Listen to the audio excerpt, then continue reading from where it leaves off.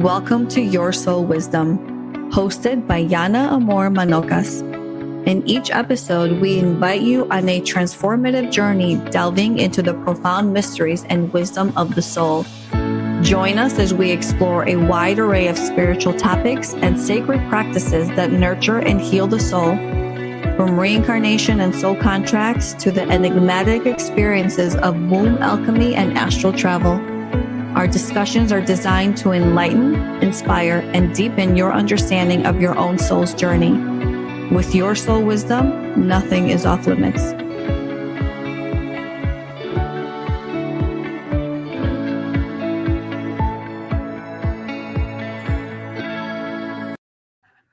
Hello, everybody. Welcome to another episode of Your Soul Wisdom. We're joined today by all these beautiful, lovely ladies. Ladies, it's been a minute since we've been in this space. It feels like forever. Yeah. November is like the busiest month ever. And so we're creeping up to the end of the year, in our collective membership, Kylie is going to be running a 30-day, I guess, December 1st till the end of December, right? It started today. Yep. So it's officially in America. In the collective. I know where we look down behind that other part of the hemisphere, but that's okay. You're behind us. The first is in America. The second, I understand. We're starting today. So it is a buy bullshit. Okay. Bye-bye your bullshit in December so that we can start January all fresh and happy with our abundance and all that good stuff. Was that a good enough description? Yes, but also you're helping people on the daily start clearing out and leaving their BS in 2025 so we can start 2026 fresh and clear and lighter and brighter and all the things. That's right. So if you want to join, we do have a 30-day free trial anyway. So click on that QR code or take a picture of that QR code right above my head over here and come join the collective. Come have fun. We do have a monthly call where we will also dig into this. And it's just lots of fun, lots of healing, lots of community. It's all the wonderful things. Okay, now that that's done, we need to talk about today something that I believe affects all of us. And I think even sometimes as we're planning stuff, there's 5 women here in this group, and we've had the most beautiful journey thus far. What has been a year and a half, but there's always that element of people pleasing, right? And then it's about understanding where does that end, or what is a healthy level of people pleasing or compromising before it becomes too much, where you're sacrificing yourself for others. And as we're leaving our BS in 2025, I think this is a huge thing that affects everybody. And so who's the biggest people pleaser in our group? Me. And I would never, ever, ever have thought it. I'm not joking. What? I've only been introduced to the concept of people pleasing in my consciousness. I don't know how, Lauren, do you reckon 6 months would be the max, wouldn't it? And from me understanding people pleaser, I am now, I could go to People Pleasing Anonymous every single day. I don't see it. Mate, let me tell you. So people get distracted by my bold personality, but the reality is that for 53 and a half years, I changed myself in every moment, in every way, to try and maintain harmony, to maintain balance, to protect people from awkwardness. I mean, like the list goes on and on of me just continually shape-shifting. I know that we're rushing to the end of the story and abandoning myself and how I was feeling. So it was at my cost for everybody else's benefit, sort of thing. And the irony is that I don't even know if there's benefit. This is the thing, is that all this people-pleasing could actually be the opposite of it. And you're tying people, you're enabling people, you're building these connections that are basically false. It's endless. But because you're doing all this stuff. It's easy and to nobody sticks around for the outcome. I can definitely outcome. tell you that. Yeah. But I was saying, and I am addicted to being liked, which is weird because I really don't think I know consciously I don't think I play that game at all. You don't present that way. I would not have put you at the top of the list of the people pleaser in this group. I wouldn't have either. And yet, no, but the way in how Rachel explains it is a perfect explanation. So there are many different ways. There's many different shapes and forms of people pleasing, and sacrificing yourself. And you've just described one of them, one of the most sort of like prolific ones in the sense of, literally sacrificing yourself and changing yourself in order to be what you think other people in a sense want you to be, or to keep the peace, or to keep things nice. Yeah, exactly. There's also that thing. So there's all different components to it. The worst thing is that I am a capable person. This is the thing, is the more capable you are, the easier it is to get into this kind of thing, because I don't mean it in a show-offy way. I have got many, many flaws and they're deep, but one of them is not slowness. Do you know what I mean? Like I can just do things faster than anyone else. So I just do it because then it's done. Okay, 10-1. Right. I know, but in the meantime, you just get, anyway, I know, exhausted, as you're saying in our reel. You see, I was always afraid that people wouldn't like me. No, sorry. Always afraid. It's like I was just joining in with yours. I was just, for me, I think I was kind of like I always wanted people to like me. So I was always thinking about what I'm saying. And even after I've had the conversation, it's almost as if I repeat it back in my mind. And sometimes I'm literally, you can actually, if you were with me afterwards, a fly on the wall, you'd see me kind of doing the whole conversation again. I'll be speaking for that person. I'll be speaking what I said. I'll be going like, 100% relatable. Do you know the bit? In Kylie's head, I don't do that. To be fair, I'm in the moment, people pleasing. Wait. Kylie's like, I should have just called her a bitch from like the start and been done with it. I should have just said no right away. I should have been more aggressive than I already was. But listen, in no bullshit terms, though, I wasn't always like this, because when you're coming from a childhood trauma, right, where you had to manage everyone in the household to maintain a safety level. That is where I think some people-pleasing tendencies come from. We have to manage 100% the anger level, so we have to morph into this perfect child. There is all of these different elements that when you're in a non-safety environment and that's being encroached, you want to adapt to whatever that environment is, right? And I think that once you've reached that level of, I'm in a safe environment, I am safe to be who I am, I think then you can embrace your inner Kylie and block. And no, I'm not doing it today. Might do it tomorrow, but today, no. Right? Okay, can I ask you a question? That's not my problem. But Kylie, was there, because you remind me a lot of my aunt, she's also like that, but I've only known her like that.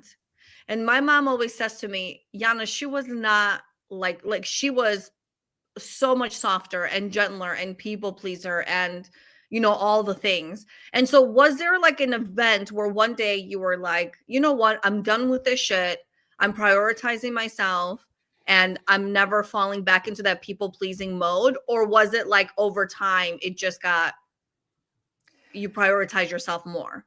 Yeah, it's definitely fake it till you make it. That is my second number one philosophy in life. Don't ask me what the first one is, but I'm not putting it at number one.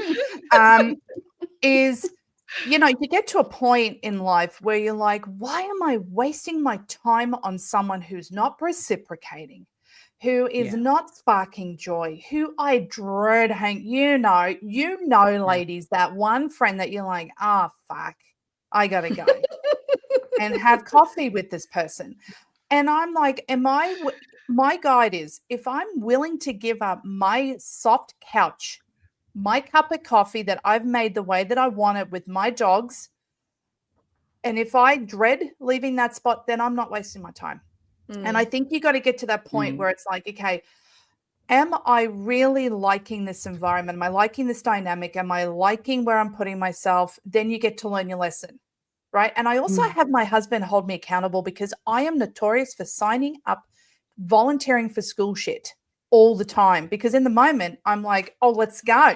And then I'm like, oh my God, I'm overwhelmed. Why am I doing it? Because I want to please my child, because I'm participating. And then he's like, but you're burning out, you're cranky, you're doing, like, why are you doing this? And I'm like, that's right, bitch, backs, I'm back now. Like, I don't need to sign up for this because I prefer to spend time. I'm just saying that's some tangible practices that I've adapted. Right. So, I get that.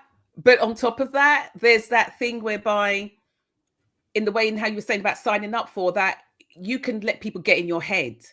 Like, I've been going through that quite recently. I've been letting different people get in my head. So I end up doing things that I didn't really want to do, or getting things I didn't really want to get, because I've let people get in my head, and and sort of questioned myself. That's what happens. I would never have thought that was possible, Amanda. I know, it's like confession day. Yeah. But but it happens because I want to be nice. I want to be nice. I'm like that one in the Housewives of New York, the one who was it Dorinda. I made it nice. I made it nice. You know what I mean? Amazing, iconic. It's literally, but it's like, I want to be nice. But I think at my age, I think I do know how to say no most of the time. But then sometimes when I don't think there needs to be such a fight about it, or I don't know how to say it nicely, and it's going to come off as a bitch talk.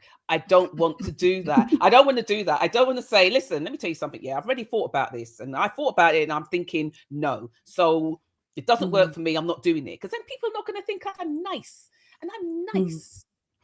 So I think to Kylie's point, there is an element of this that is a maladaptive behavior from, an environment that isn't safe when you're a child. And that can come through in many different ways.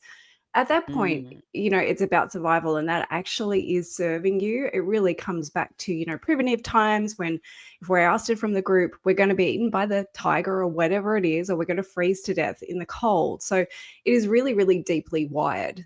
And so I think it's important not to make the behavior bad, because often people really need it to survive. And then, well done, you survived.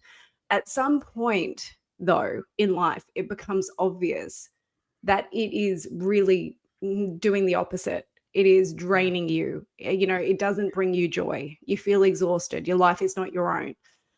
So at that point, it's like, what do we do to start shifting it? Well, becoming aware of it. Consciousness is a huge part of it.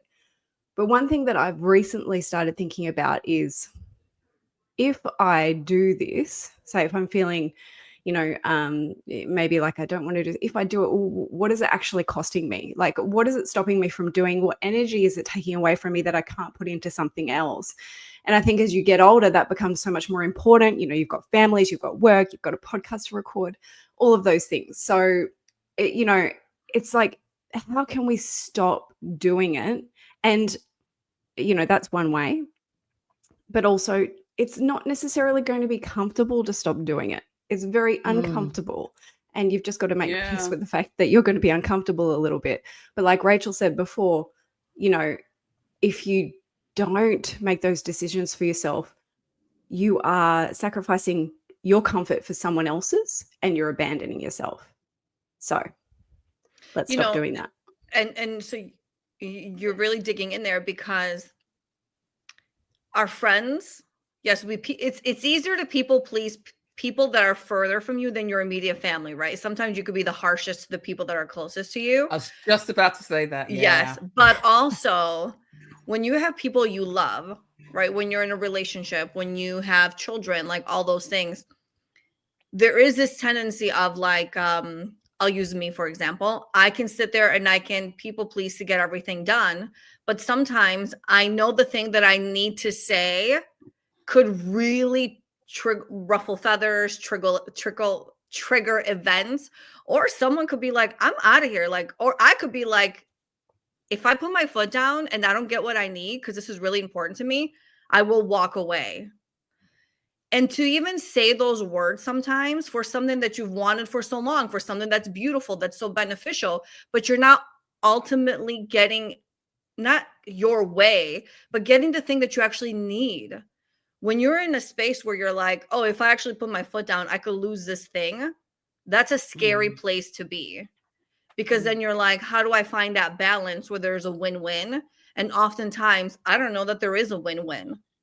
And so I have recently found myself in a situation with someone very close to me where I'm like, I kind of fear that if I'm completely honest, they may be like that relationship could sever. It's a possibility. And it's like, it could be heartbreaking, but at the same time, it's like, well, what are you choosing? What are you choosing? And when do you choose yourself? And so it is such a tough place to be when the stakes are really high. Yeah. So confession time. Next. Who's next? Do you know what? They brought up lots of things. I'll go after you, Amanda. Okay. Well, do you know what? I was just thinking about the time when so I hear what you're saying, Yana. But I think sometimes, because you have related to us different stories over time, whereby I think to myself, hell no, not a damn chance. You're getting my time. You're not telling me that piece of crazy. It's not going to happen. You know, you have people that are, that will come and ask you to go and do things. Are you talking about my neighbor? Yes. Yeah. Yes. You know, you have people that come up to you, at the market, who just chat nonsense and want to do. And I think to myself, as I was thinking about that, I was thinking to myself, I would be the one that would hide. I guess I'd be the one that's not going to say nothing. I remember the time whereby I hid behind a stick tree just so that I didn't have to say hello to somebody. And there's no way I can hide behind this tree. That makes my day. Amanda hiding behind a stick tree. To not say hello. Just to not say hello, because I didn't want to speak to the person. I didn't like them. Do you know what I mean? And so I don't like to do fake hellos and hi, how are you? Like that. No, I just rather not say anything at all. Oh, take it from me. I've got the answer to all these problems. The way that you handle that is you walk past them and you go like this. I couldn't do that. Yeah, you can't. I promise you, absolutely. Rather than hiding behind a tree, I won't let someone interrupt my day like that. I won't let someone stop me. I will just keep walking, that kind of thing, and keep walking. No, you don't need I couldn't, because then it'll go through my mind what they're thinking about me, when really they're the shit. We've got some work to do, ladies. They're the bad person. I'm like, come and see me after the show, Amanda. We're going to sort this out. But you know what? I think, though, at 57 years old, there's not a lot that I think I have to battle with, or that I have to fight with, or fight over. And to go back on what you said, Yana, that sometimes having the people that are closest to you, or sometimes the people that you could be the toughest with. I had no difficulty telling my mum no. And she used to ask me some things, and I had no difficulty saying to her, no, mum, it's not going to happen. I remember the first time I was traveling long haul, and I was going to St. Lucia, and my mum was like, oh, you know, that's just around the corner from Guyana. You could take some things and stop off in Guyana and see your family. It's nowhere near Guyana. And she genuinely thought, I said to her, no, mum, I'm not going to Guyana. This is me having a conversation. No, mum, I'm not going to Guyana. But it's around the corner. I don't think it's around the corner. And why would I take another flight to Guyana? And so she's like, but you know, you could carry some things. I need you to carry some things. I need you to do some stuff. I just said to her, no, it's not happening. Big fat no. End of. But I was very straight like that with my mum. I was really quite firm. But with my dad, with a stranger though, it's harder. And why is that? Why is not for me? Because I know my mum loves me, and she's always going to love me no matter what. I don't know about a stranger. I want to be nice. Ladies, I like. Maybe part of my personality is accurate, because I don't have any of this saying no problem. I can say no to anything, and I've always been able to say no to things, to everybody. That's not the problem. It's when I'm actually in relationships with people, and it's a balance, I feel, between being aware of where you're at and what your, so to speak, needs are. And to be honest, I don't even think about those terms, so that's how far behind the game I am. and the compromise. But at the same time, there's always still this thread of who you want to be, not even liked or anything like that. Like, I do want to be a generous, kind, compassionate, grounded, available person. Do you know what I mean? I don't want to not be those things, to have firm boundaries. So that's what the balance kind of is for me continually. But I don't have this macro boundary problem. I have a micro boundary problem. It makes me realize maybe that's why I can't watch the news, because I can't balance that. I can't harmonize that. It's beyond me. It just peaks me out too much. Yeah, so I just don't watch it at all. And I think that maybe some of my hermitness, avoidantness, introversion, whatever you want to call it, is about that, because when I'm on the game, when I'm on the field, I'm playing the game, and there's nothing I can do to stop playing the game. So I'd prefer to watch from the stands for some things. But the word balance has been mentioned a number of times, right? And I think that's really important, because it's not all about me, and everything that I want, but it's about that dance that enables everyone to be who they are in some kind of, not necessarily harmony either. I mean, harmony maybe isn't always possible. So it's just important to, there are times where you need to compromise. Everyone needs to be heard. So it really is very nuanced, right? Rather than a hard or a fast, yes or no. Sorry, Kylie, I think I cut you off. No, that's exactly what I was going to say. I'm like, why are we looking at this so black and white? And I'm the queen of black and white. But in this aspect, there is room for compromise, right? Yeah. So it's just about hearing the other person out, or seeing what they're seeking from you or whatnot, and then be like, okay, well, I have a desire to do something, but I'm not willing to do all of it. Is there an element that I can do that's not sacrificing myself? Look at me maturing.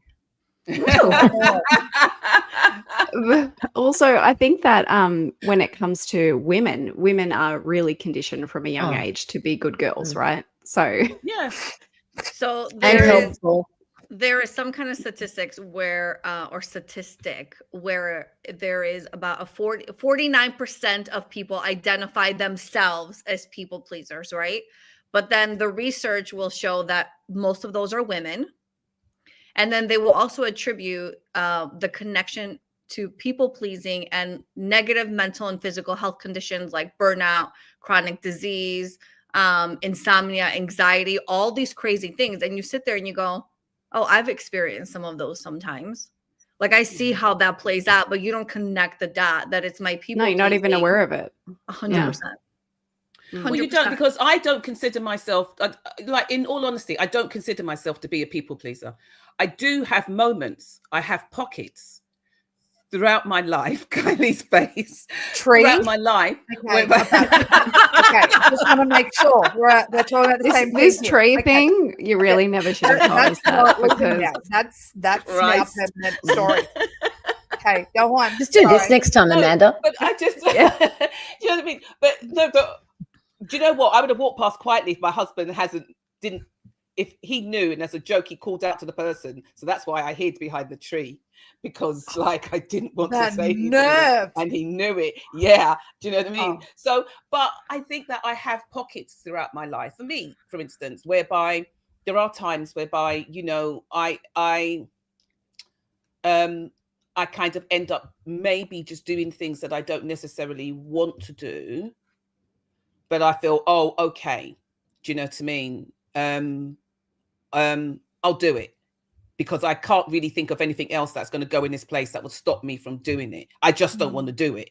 Do you know what I'm saying? Is there a benefit to you in doing it? Like, this is what I'm interested in, is that when we're being compromised, is there something in it for us that is also tying us in, if you know what I mean? Aside from safety and being liked. I'm like, let's say one of us was at a stand on one of those spirit festival things. I mean, there's no freaking way I'd want to go to a trade show, that kind of thing.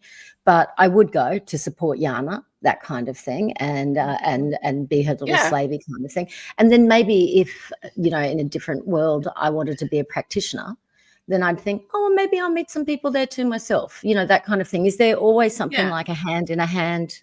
So when you're thinking about that specific situation, was there some benefit for you as well if you did do it? That was when I agreed to it? No, but I just didn't want to be seen as mean or not nice or not considerate when I just thought, fuck this for a laugh, get on a do it another way, just don't involve me, or just don't involve my time, or something like that. I'm very precious with my time, and so for me, I think that because I like my time, and I'm one of those kind of people, I like spending time on my own. I'm very good. I don't get bored. I enjoy my own time. So I think when something encroaches on my time without my permission, I think that really gets my back up. And I think something else happened, and I think I was screaming in the house, was don't plan my diary, or don't plan my time for me. It was something like that. And I think that's probably come from my childhood, because my mum. And being a mother. No, people from the outside. It's from being a mother. And I do not know how you girls do it, but you must just disassociate completely from the concept that you have almost no control over almost all of your time, because that's how it seems from the outside. And not only that, there's this structure that you operate in within your children, but then there's these freaking, I don't know, grenades that get chucked in with, somebody's broken their toe, or somebody's sick, or somebody's had a fight, or it's raining. The wind blows. And then this is the thing. And then that's not people pleasing. That's excellent mothering. But do you know what I mean? Like, that's, I think, where it comes from. And so when you actually have 5 minutes to yourself, I would really imagine that you get very protective about it. Yeah. And I think it was because of my previous job, because my previous job was sort of like quite relentless. When I used to get my own time. So I'm very funny about my time. And I do think that I'm over generous with a lot of my time. You definitely are. Amen. I do. So when I take my time for myself, and that was very hard to do, I had to suffer burnout in order to do that, in order to get to a point whereby I said, I can't keep doing it like this. And so to take that time back for myself and not feel mean. And even in the beginning, that was very, very hard, because when people wanted sessions and things like that, and I'm thinking, well, I'm going to be out for a week and you're not going to get to see me, and I'm fully booked the following week, and I'm thinking, well, can I squeeze somebody in that week? Can I do it? Because I feel really bad. Do you know what I mean? And I do. It's just a way of doing it. Am I honoring myself? No. Am I abandoning myself in that moment? Possibly. Well, it brings up lots of human development stuff.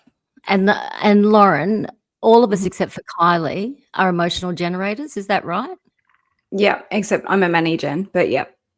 They're all emotional. Kylie, who's different. The two things that our teacher taught us, which was so fantastic, are the two answers to any question for us. That sounds great. When's the latest I can commit to it?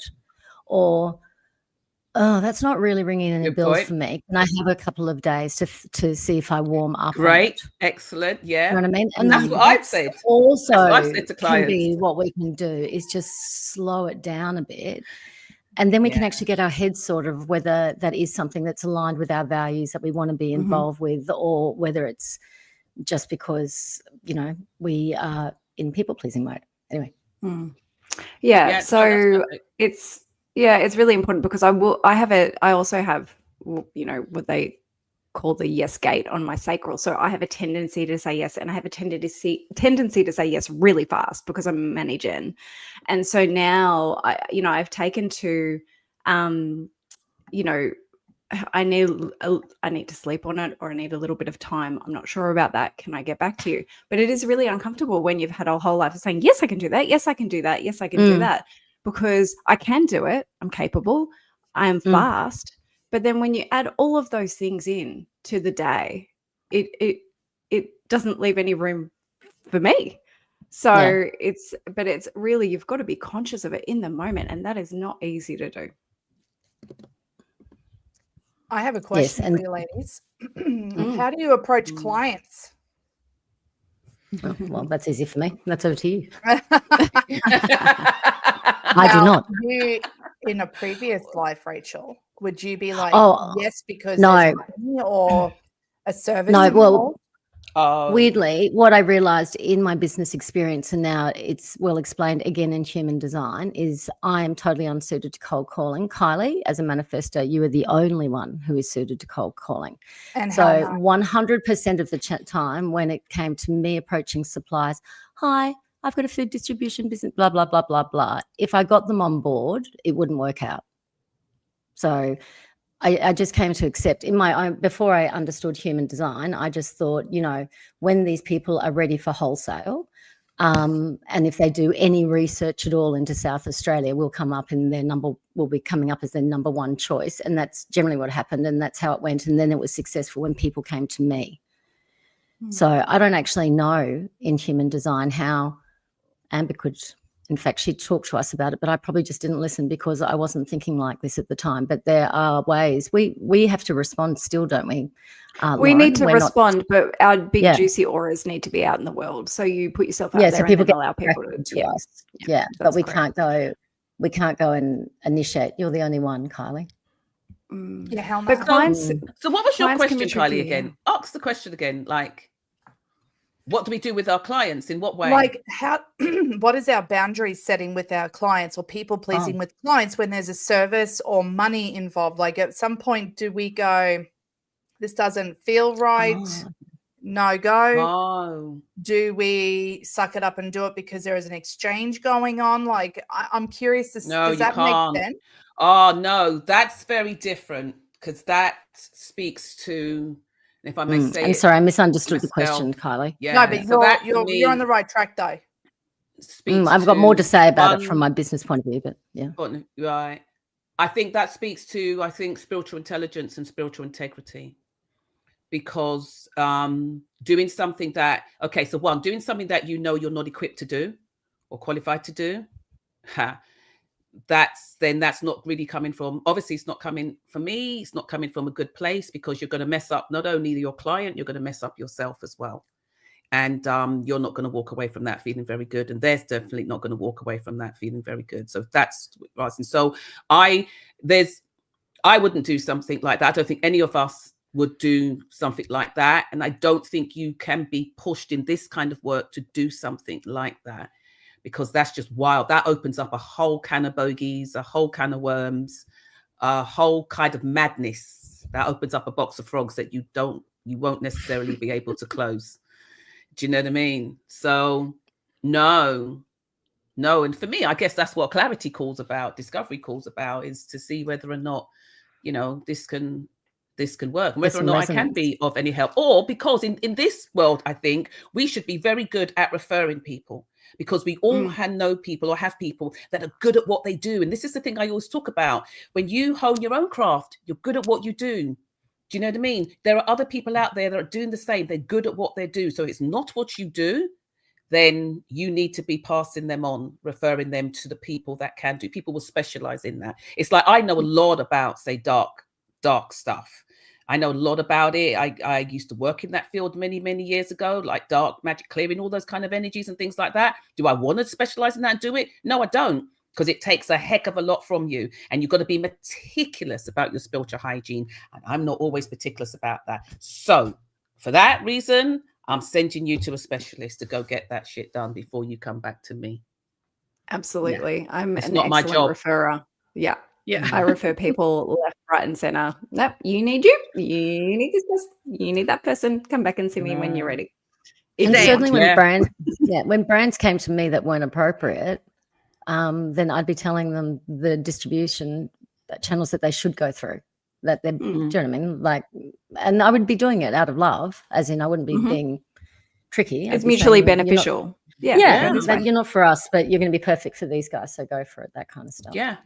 And it works out much better in the long run, Absolutely. Than you taking on something that you can't. Does that answer even that if it is something that you do, but you and the client don't vibe? I mean, I remember once there was someone who came to me for a soul contract reading, and I remember the experience. It's the only one I've had where I've just gone, I never want to have a session like that again, because it just wasn't the right energetic match. And then I just sort of said, okay, universe, I do not want any of those. I only want people that I'm truly, truly meant to work with. And so I've been blessed from that point on. Good okay, request. I want to play a little game. Okay. I have the top 20 people pleasing things that people do.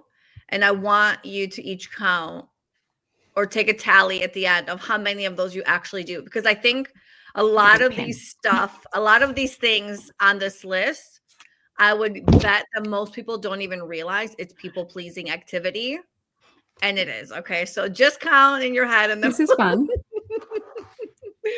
Okay. I'm going to keep a tally. Do I get something at the end? Do I win something?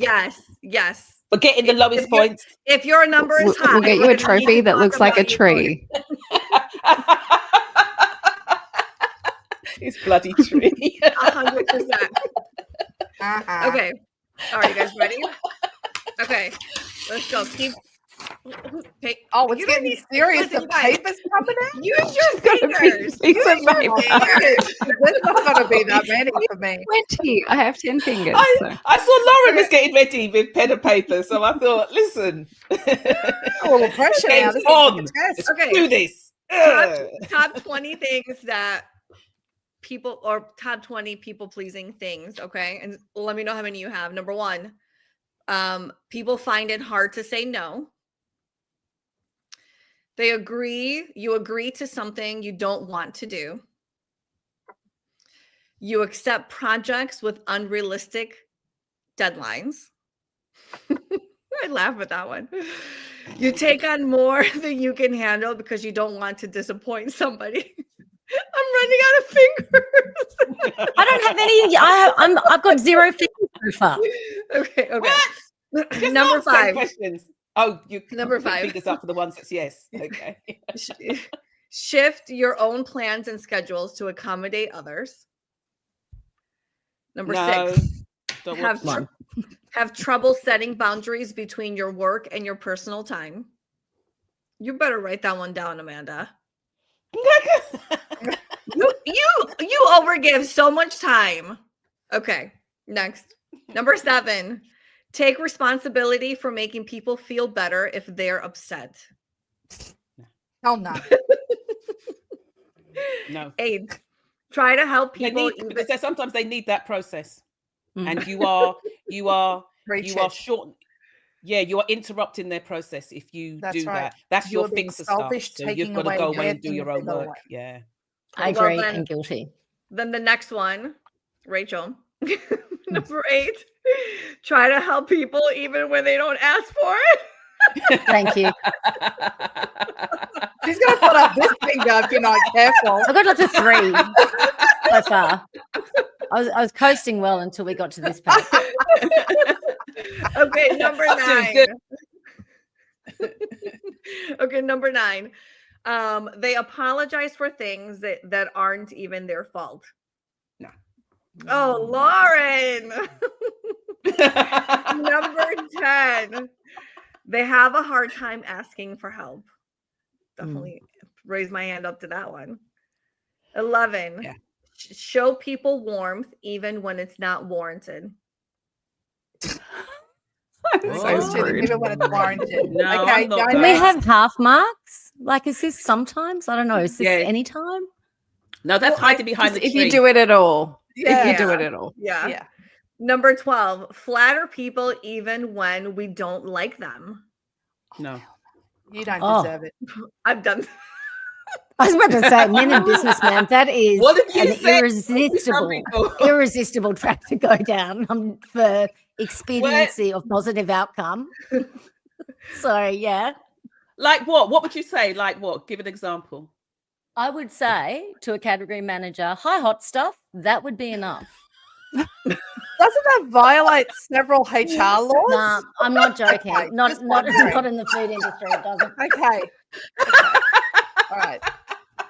Woo. This is why Rachel doesn't live in America. She'd have her pantsuit off of her. But that's okay. Okay, number 13. I wonder why she got clients. Okay, go on. Sorry. I didn't get the clients, and I had salespeople, and they were great. We're doing it hard enough. Okay. No, so hold on a minute. Don't move on to number 13. Yana, Okay. give an example. Because this is big if you give an example. Oh, listen, I'm a firm, like, I can avoid people like the plague. And so I have made it a thing that, especially like at school, Olivia goes to a Greek private school, right? So it's Greeks I've known, I either grew up with, and you know, in your 20s, your 30s, you avoid them when you go out. And now I have to see them every day at drop off and at pickup, and it gets awkward. And so I remember at one point, this was last year, I said to myself, I need to cut out the awkwardness just for me. I don't care about the other person because I'm sure it's awkward for them too. So I would just break the ice and I would make eye contact and I'd be like, hi, oh, you look great today. Or people that I know like don't care for me or vice versa, but I have to engage with them because we're in the same space. Right. I love your jacket. Nice shoes. Your hair looks beautiful. And it breaks the ice. And I could feel so much better about being in that space with them. So whether I believe their jacket and their hair though? Whether I believed it or not, it didn't matter. I found something to just throw out there because it also drops the other person's. Hold on a minute. No, every single podcast with, oh, I love your hair today, bitch. That was not written. Well, now whatever. Excuse me. This was the example of people that I wouldn't necessarily be in the same space with. Okay, so don't put me in that category. But now I'm thinking for very, very specific compliments now. Listen, like I want you to know. And Carly will be like, why do you like it? Can you prove it? Look, I mean the compliments I give, especially when I love you. Okay. And let me move on to 13, Amanda. Go, give us 13. Okay. Give us 13. The 13 sign that you're a people pleaser is you want to appear perfect. Someone mentioned that. I do that. Oh, yeah, I mean, you want to present well. It's my version of perfect. And weirdly enough, my version of perfect isn't actually completely perfect because that's not perfect. Mm-hmm. Do you know what I mean? Nothing is perfect. Daniel would understand. This gives me such a headache. Okay, go on to 15 or whatever. 14. No, but I believe that's the expectations of the person because I totally relate to that. It's the way I want to be, but they're held to such high standards, I believe, really. Mm-hmm. And I wouldn't describe it as I want to be perfect. It would be I want to be beyond I want to be beyond criticism. Yeah, leave no room for judgment and criticism. Thank you very much. Yeah. Yeah. So, yeah, all situations. I'm not saying this like it's a healthy response. Just by the way, this is not me pitching this. I am shocked that people are hanging on to this stuff. Like it gets heavy to have all these. Like, how many fingers are we now holding up over there? I've got 6. Telling. I've got 4. I just stopped counting. Exhausting. Yeah, but it's a 4 out of 13. That's good. No, listen, this is 4 out of 13. I think that's pretty good. Yeah. Yeah. Okay. Have you seriously not got one of these, Carly, yet? I've got 2. Okay. I want to know which one's at the end, by the way. Okay. Number 14. Number 14, you go out of your way to avoid conflict. Or trees.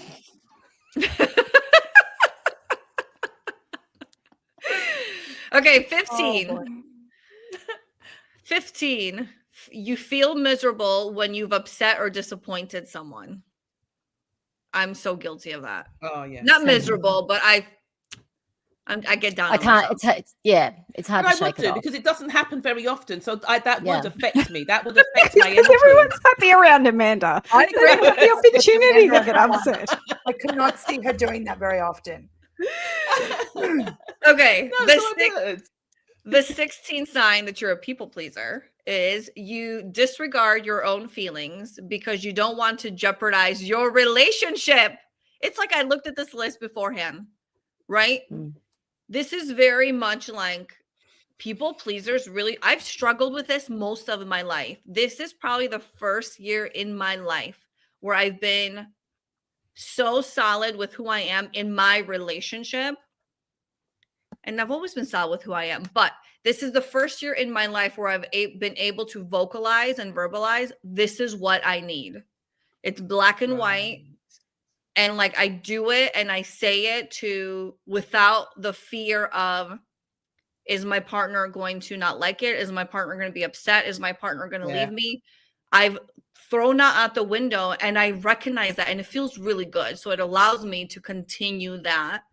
But, you know, sometimes I can see how that could be very fearful for people because the rest of my 31 years of life, I wasn't able to do that. Hell no.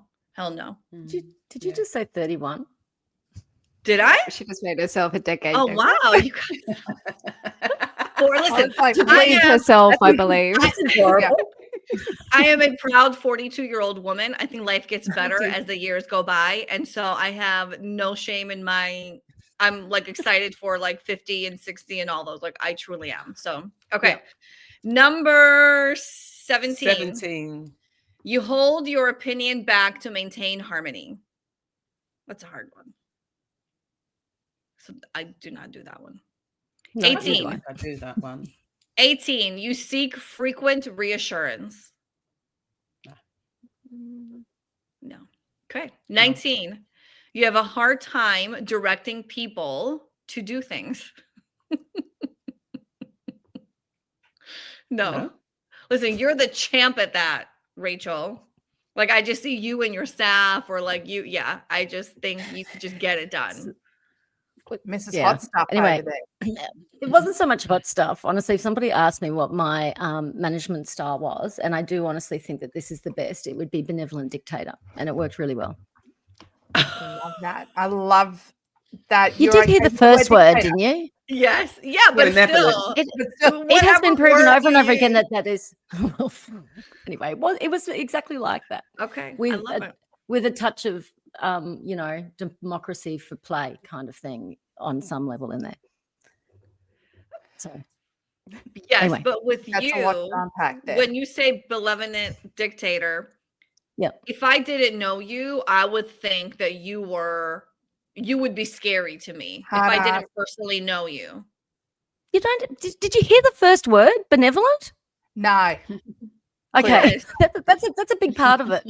So yeah, I did tell people what to do, but I would be very considered about it, and it was always with their highest good considered and the business's highest good, and it was explained in that way. I used to call my staff slavies as a joke, but also kind of not. Did you have an HR department on HR? We did have a lot of. We did have external HR. I had almost no HR problems in 20 years. No, that's the thing too, because really, I believe that the way that Rachel managed was very authentic and transparent, right? So, and you had long-term staff. So it was honestly, really my biggest risk with employing someone is making sure I employed the right one, because those fuckers never left.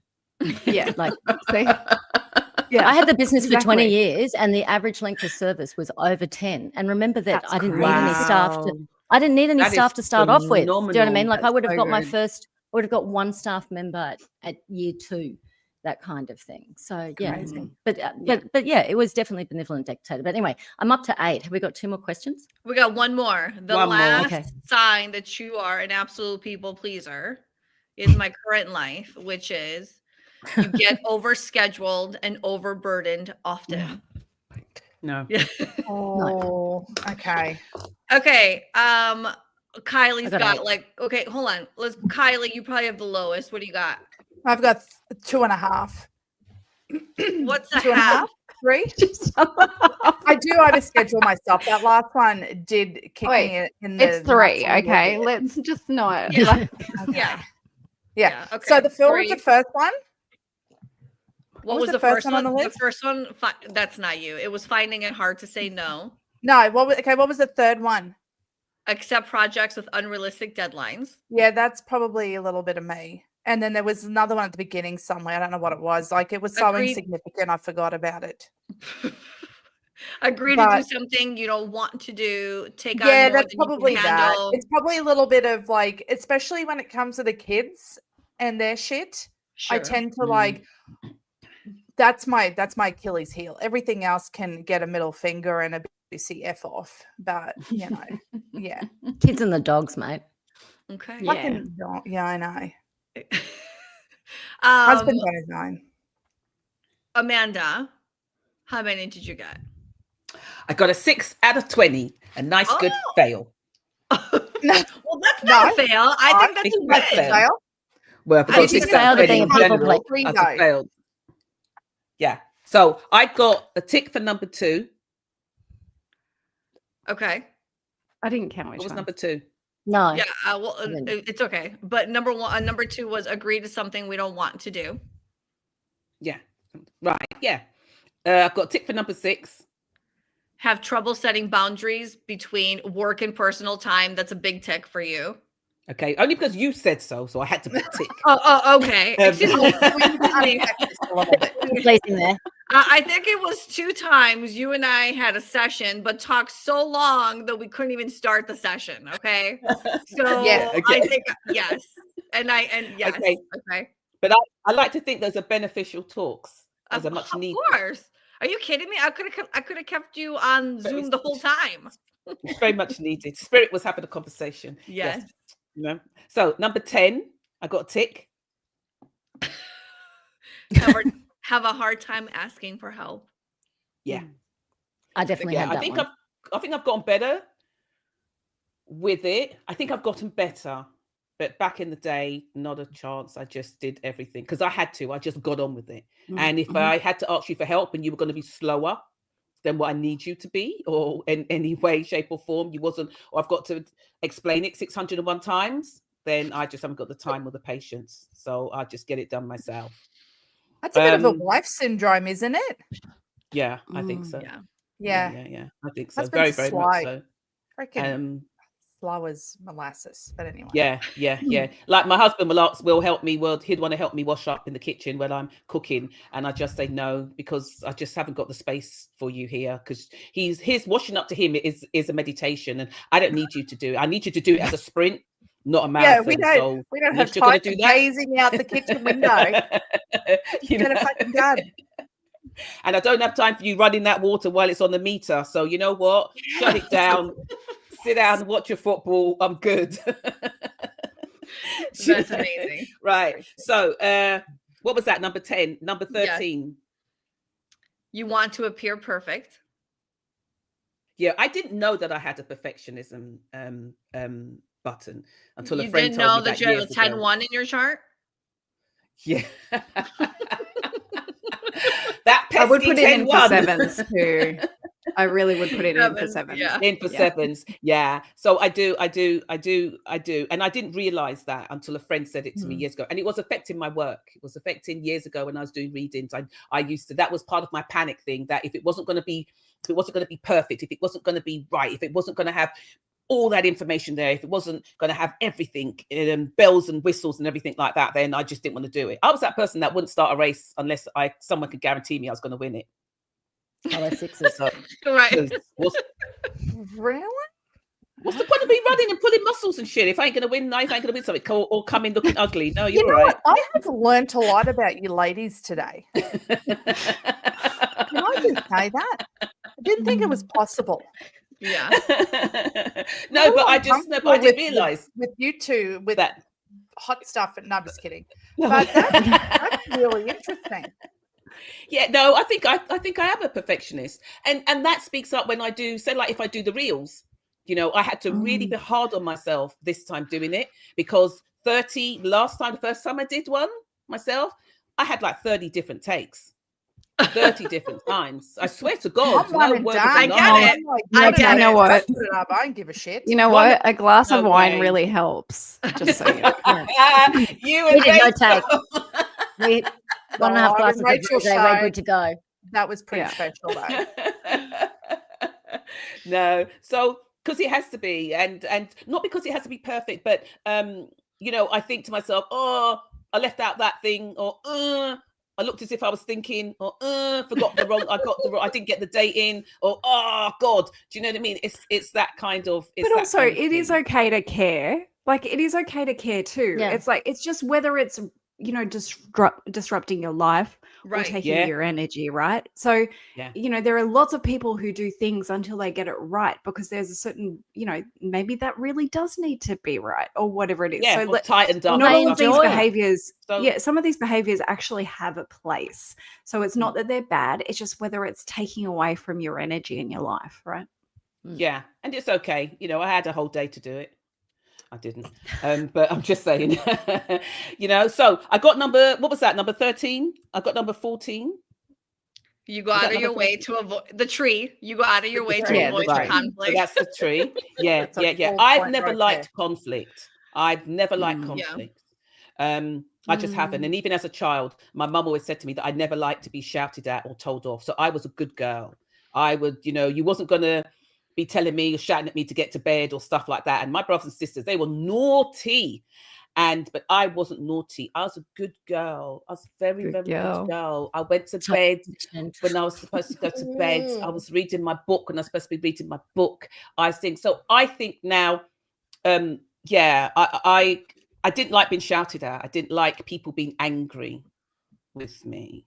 Do you know? So 15. I don't like a rupture, but I definitely like a repair.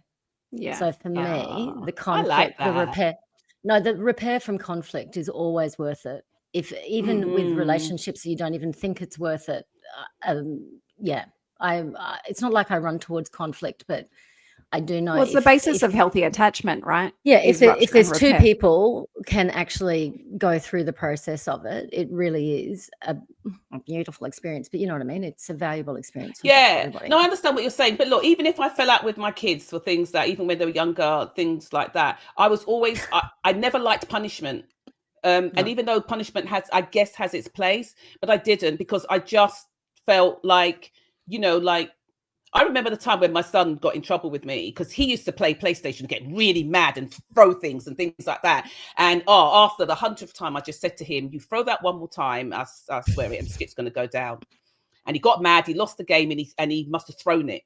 And I said to him, "So you've thrown it?" I said, "So you're going to get punished for that now, isn't it?" And so he said, "Yes." And I said to him, "What do you think that punishment should be?" And he went, "No PlayStation for 6 weeks." I was like, "What the fuck?" People always, if you give people the chance, they will always say worse things. Like even when I would be performance managing staff, if you give them the chance, they will say much worse things than you would ever dare say about the performance, and commit to much greater improvement that you would ever feel comfortable pressuring them with. You have to have the restraint to not tell them how it's going and actually wait for them to tell you what's going on. Yeah. Wow. No, so I just couldn't. I chopped it down to 3 weeks. And then I chopped it down to I don't know, it must have been 3 days. Because I just thought to myself, what the hell are you going to do for the next 6 weeks? That's just mad. That's right. Am I going to have to entertain you now? Get that. You know what I mean? So, but I didn't like punishment. And because I felt that it kind of took away time from me with them. And when you're working and you're on your own, there's very little time that you can actually get to interact with your kids when you're mad at them all the time, or they're in punishment, or they can't have this, they can't have that. And I just thought, screw that. I'd rather talk. So I'd rather say, right, this shit has happened, whatever. What led to that? What made you think that could be okay, or whatever? I'd have that discussion, and then I'd put it to bed. I don't like being mad for days. I don't, because I came from an environment whereby, my ex-partner, he could be mad for years. I just don't like that. I just don't. Yeah. So number 15, I got 15. That was my last one. Was that 15? No, the last 15 is you feel miserable when you've upset or disappointed someone. Yeah, I do. Yeah. Okay, how many was that, Amanda? You said 6? 6. And Kylie, you had 3. Mm-hmm. Rachel, you had 8. And Lauren? Yana, what did you have? I had 10.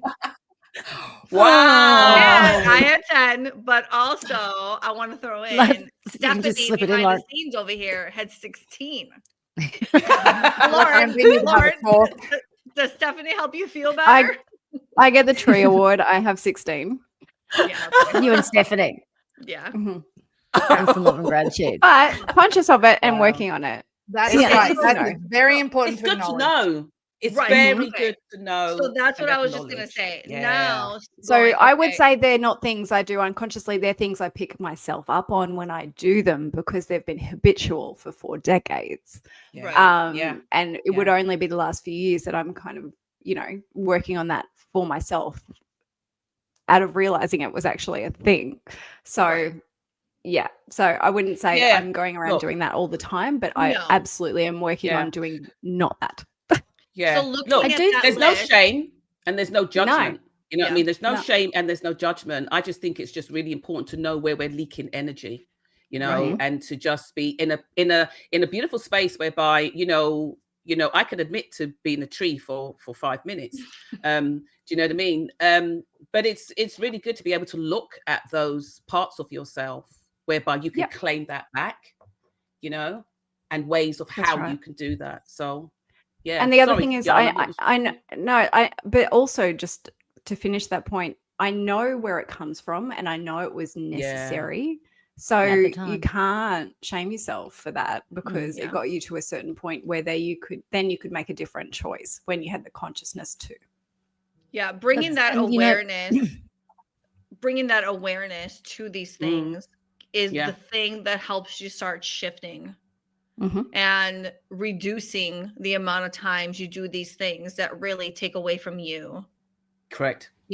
And so this is, if you're looking at this list, even if you got 20, 18, 19, it doesn't matter. The beauty is now you're aware and you're like, okay, I've got some work to do.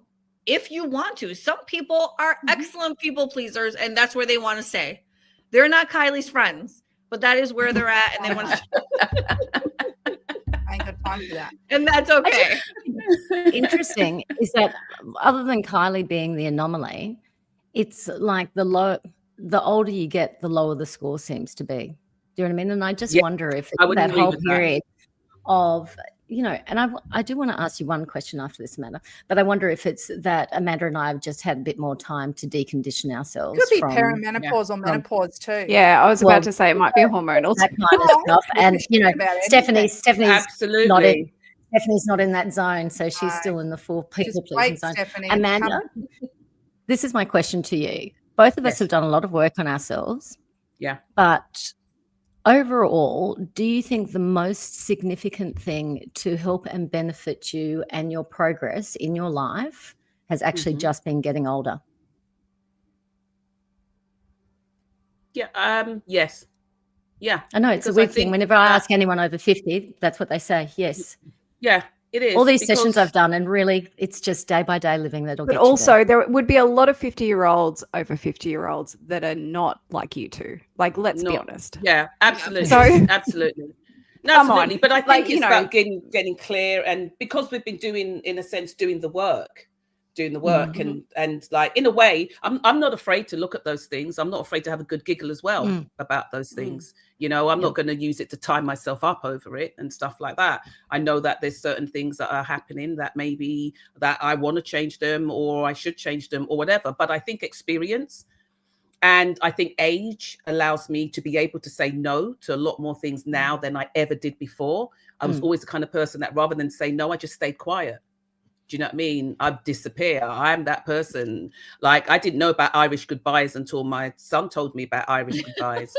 Do you know what I mean? Oh, that's amazing. What is an Irish goodbye? You just leave without saying goodbye. Yeah. Oh, okay. You just leave. I do that Nobody anyway. knows you're gone. I do think age is a major factor, but I really do believe that it's just one of the factors. I do think it makes it easier. Yeah. But I'm sure point. everyone listening knows a lot of people over the age of 50 who haven't got a clue. Are not that conscious, maybe aren't doing the most benevolent things. And could have changed the trajectory of the person they are through their life, but chose not to. So I don't think you should just chalk it down to age. I think you should pat yourself on the back. Yeah. But you know what? Absolutely, I think so.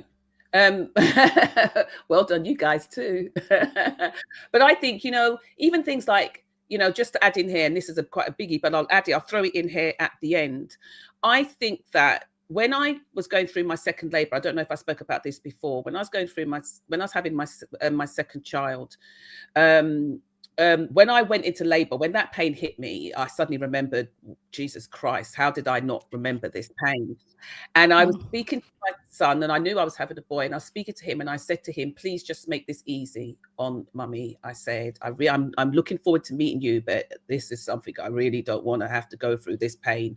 I said, so just make it easy on me. He was born within, I think, from the time I went into labor, he was born within 4 hours.